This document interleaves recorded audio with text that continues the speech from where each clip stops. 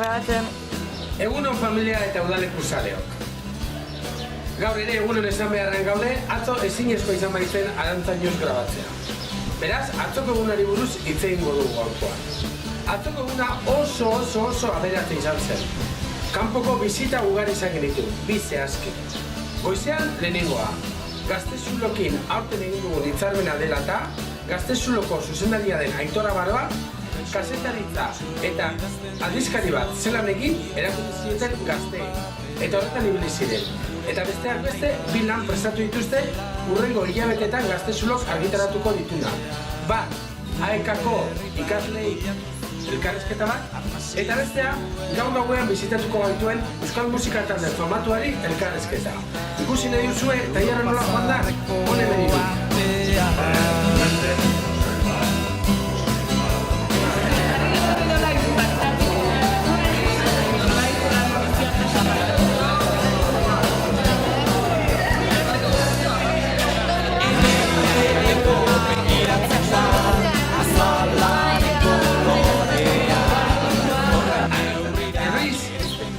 Euskal musikaen atalia ezagutzeko aukera izan dute.